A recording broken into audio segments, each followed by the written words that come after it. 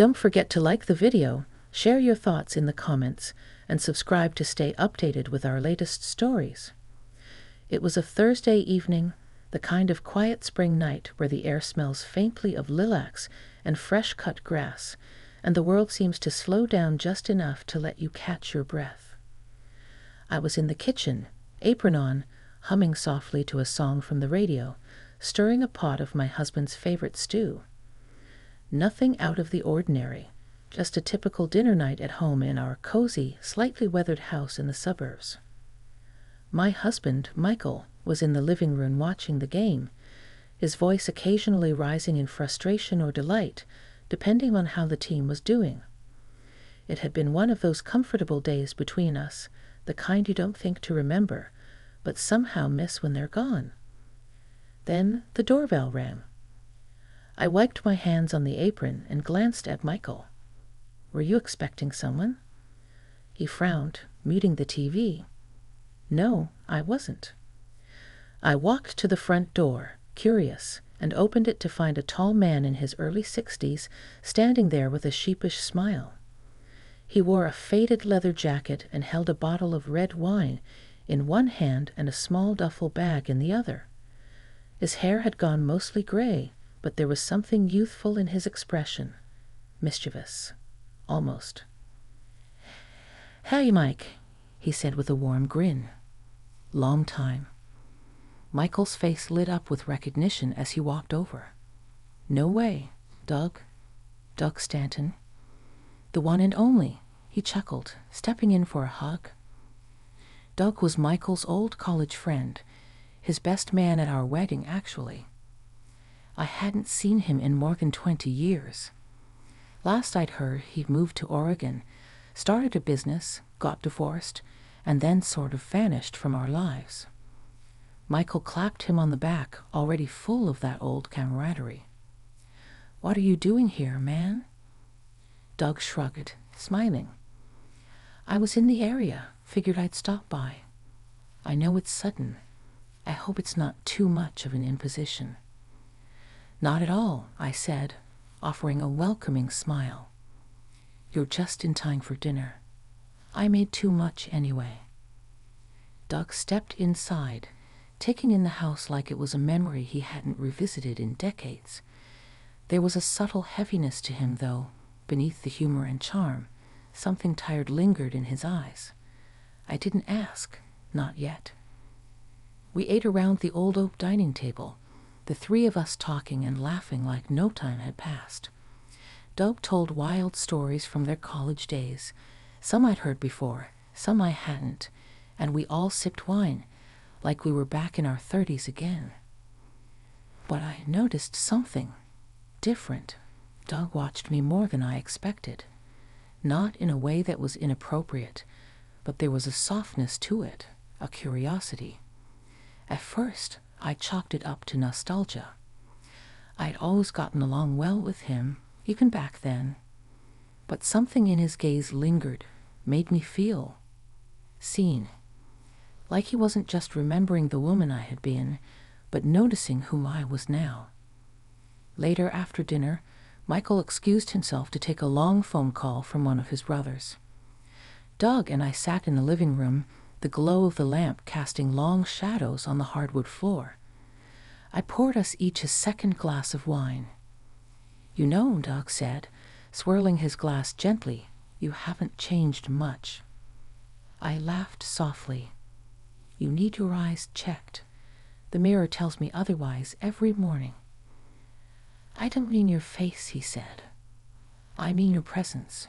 You still have that light in you." His voice was quiet, sincere. I didn't quite know how to respond. I felt heat rise in my chest, not from the wine, but from the way he said it. Honest, unfiltered, almost vulnerable.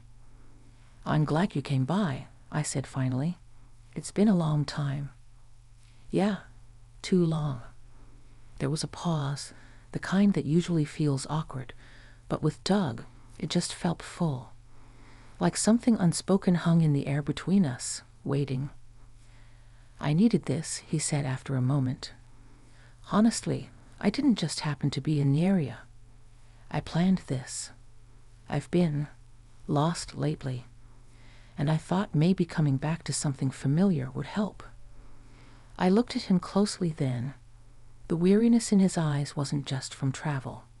It was life, the kind of wear and tear that settles into your soul when you've weathered more than your fair share of storms. "You're always welcome here, Doug," I said gently. He looked at me, his eyes softening even more. "Thank you. That means more than you know." Michael came back into the room then, and the moment passed. But something had shifted. I felt it. A subtle current beneath the surface of everything, and I had no idea where it was going to lead. But I knew this. That night, something had started. Not an affair, not a betrayal, but something deeply human, a reconnection, a mirror held up to parts of myself I hadn't seen in years. And as I went to bed that night, lying beside my husband who was already asleep, I found myself thinking about Doug's eyes and wondering what exactly it was that he saw in me. The next morning was quiet. Michael had left early to help his cousin with a roofing job, leaving Doug and me alone in the house. I hadn't planned it that way. Honestly, I didn't even think about it when Michael mentioned it the night before. But when I walked into the kitchen and saw Doug sitting at the table with a cup of coffee, wearing the same wrinkled shirt from yesterday, it caught me off guard. "Morning," he said, looking up with a soft smile. "Morning," I replied, pulling my robe tighter. "Sleep okay?" He nodded. "Better than I have in weeks. Your couch is surprisingly comfortable." I laughed lightly. That couch has magical powers. It's rescued more than a few people in need of rest. There was a beat of silence between us as I poured myself some coffee. I was suddenly aware of how quiet the house was. No TV, no Michael, just the low hum of the refrigerator and the clink of ceramic mugs. Doug glanced out the window. Still as peaceful here as I remember. It's like nothing's changed, and everything has. I took a sip. That's how life feels in your 50s. Familiar and strange all at once. He looked at me then, that same quiet intensity in his gaze. "You ever think about how we got here? The turns we took, or didn't?" I leaned against the counter. "Sometimes. But not too much. That road can get a little heavy." Doug nodded slowly, like he understood too well. We ended up going for a walk after breakfast. I needed to run to the market, and Doug offered to come along. The sun was bright but gentle, filtering through the trees with that late morning warmth that hints at summer. We took the longer path through the park, past the pond and the old oak trees. It was peaceful, too peaceful for small talk. "I almost called you once," Doug said as we reached a bench and sat down. "Years ago, right after my divorce. I even dialed the number, but I hung up." "Why didn't you call?" I asked, genuinely curious. He shrugged. "I guess I didn't know what I was looking for, and I didn't want to make things complicated." I turned to look at him. "Doug, I'm not someone you have to protect from your mess. We all have our own." He chuckled softly. "I know. It's just, you were always this light for me. Even when we were younger, you had this warmth, this kindness. It made me feel like I could be a better version of myself." His voice cracked a little as he said it, and it caught me off guard. I didn't know what to say. Part of me wanted to comfort him, the way you would an old friend going through a rough time. But another part of me, one I hadn't felt in years, wanted to lean into the connection I felt building between us. I reached out and touched his hand, just for a second. It was instinct, not intention. But he looked at me like that small gesture meant everything. "Doug, I said gently. You don't have to carry all this alone. He held my gaze for a moment. Neither do you. That stayed with me. We walked back in silence, our hands brushing once or twice, though neither of us spoke about it. Back at the house, I made lunch, and we pretended things were as they always were, laughing, sharing stories, avoiding the weight of the morning. When Michael returned later that afternoon, Doug slipped seamlessly back into old buddy mode. He was loud, funny, cracking jokes about the football team, and ribbing Michael about his thinning hair. It was easy again, on the surface. But beneath that surface, something had shifted. That night after Doug had gone to bed, back on the couch with an extra pillow I left for him, I stood at the sink, washing the last of the dishes. Michael had already turned in, exhausted from the day. The window above the sink was cracked open, letting in the cool night air. I felt the breeze on my skin and closed my eyes for a moment. And all I could think about was the way Doug had looked at me. Not as someone he used to know, but as someone he still wanted to understand. It wasn't love. Not yet. It wasn't even romance. But it was something. Real, stirring, unexpected. And it made me wonder what else I'd forgotten to feel over the years. The next day felt heavier, like the air in the house had thickened with all the things left unsaid. Doug stayed for breakfast again. He was polite, helpful, even charming, just like always. But there was a quietness in him, a distance, like he was trying not to let something show. I knew exactly what it was, because I was doing the same thing. Michael had a golf game with his friend Paul and left right after breakfast. He kissed me on the cheek and waved to Doug, promising to be back by dinner. And just like that, we were alone again. Doug offered to help me clean up. We moved quietly around each other in the kitchen, loading the dishwasher, wiping the counters, pretending nothing was bubbling beneath the surface. I should probably head out today, he said eventually, drying his hands. I've already imposed long enough. I turned to look at him. You're not imposing, Doug. He gave me a half smile, but it didn't reach his eyes. Still, I don't want to overstay. I leaned against the counter, studying him for a long moment.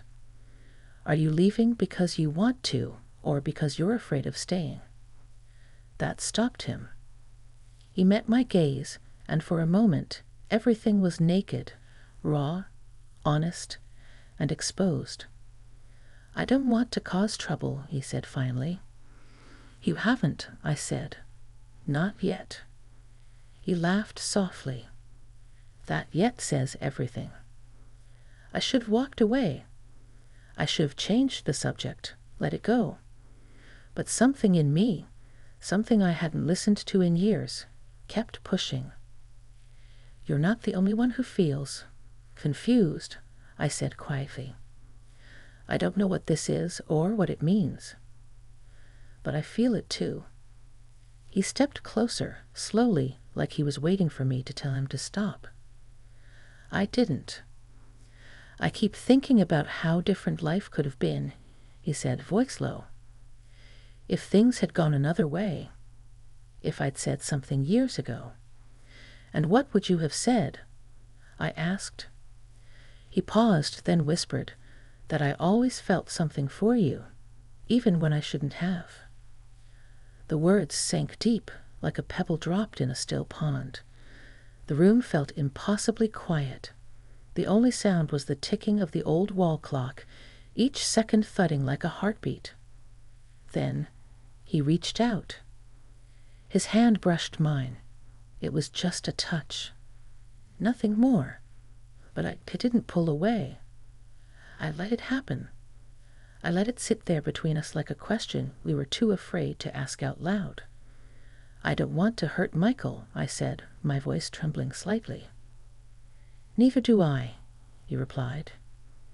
We stood like that for a moment, caught between right and wrong, past and present, memory and desire. But we didn't go further. We didn't cross the line. Instead, Doug stepped back. "You're a good woman," he said, voice tight. "Better than I deserve to be near right now." He grabbed his coat, slinging it over his shoulder. "I'll pack up," he said, eyes not quite meeting mine. "I'll be gone before Michael gets home." I didn't stop him. I just stood there, heart pounding, eyes stinging, wondering how something could feel so full and so empty all at once. An hour later, the front door closed gently behind him. And just like that, Doug was gone. Michael came home later, whistling as he set his golf bag down by the door. Did Doug head out? I nodded, keeping my back turned as I stirred the stew. Yeah, said he had to hit the road. He left a note. Michael walked over and kissed my temple, his arm looping around my waist. He's a good guy. Always was. I forced a smile and leaned into him. Yeah, I said quietly. He really is. But in the quiet that followed, I felt something deep inside me shift. Not guilt, not regret. Just the sudden, powerful realization that I had forgotten parts of myself, forgotten how it felt to be seen, to be understood, to feel something stir inside that wasn't routine or obligation, but connection. And I didn't know what to do with that. Not yet. Weeks passed. Doug didn't call. He didn't write. And I didn't reach out either. Life returned to its rhythm. Quiet breakfasts, evening news with Michael, phone calls with the kids, folding laundry, watering the plants. The kind of ordinary that can feel comforting on the outside, but strangely hollow if you're listening too closely to your own thoughts. But something had changed. Not in my marriage. Michael was still the same. Good, steady, kind. A man who'd given me decades of partnership, built a life with me from scratch, survived our hardest years with grace. I loved him. That had never been in question. But loving someone and feeling alive with them weren't always the same thing. It's a truth I hadn't let myself admit until Doug walked back into our lives for that short visit. He didn't seduce me. He didn't try to. All he did was see me, really see me, and remind me of a version of myself I'd let slip away without even noticing. And that stayed with me. One evening, about a month after Doug left, I was sitting on the back porch alone, wrapped in a sweater, sipping tea. The garden was quiet, the moon casting soft shadows across the grass. Michael was inside, watching a documentary. The windows glowed behind me, casting long rectangles of warm yellow light. I found myself thinking about the moment in the kitchen, the quiet tension, the electricity in the air, the way Doug had said my name like it meant something. It wasn't just about attraction. It was about recognition. That moment held up a mirror I hadn't known I needed. And in that reflection, I saw a woman who still had the capacity for longing, for wonder, for being stirred. I didn't feel shame for that. I felt human. Later that night, as I slipped into bed beside Michael, I looked at him. He was already drifting to sleep, his face softened by time and familiarity. "Hey," I whispered. He stirred. "I've been thinking," I said. "I want us to go somewhere, just the two of us, maybe the coast, or up to the mountains." He blinked his eyes open a little. "Really?" I nodded. "Yeah, I think we need something different, a reset." He reached over and took my hand, his fingers warm and familiar. "I'd like that," he said. We didn't talk about Doug. I never told Michael how close we came to crossing a line, and maybe I never will. Because that moment wasn't about infidelity. It was about rediscovery. And that rediscovery led me back to myself and back to this marriage in a way I hadn't expected. The next morning, I found the small note Doug had left behind. I hadn't read it when he left. I don't know why. Maybe I was afraid of what it might say. It was still sitting in the side drawer of the hall table, tucked between an old stack of receipts and a spare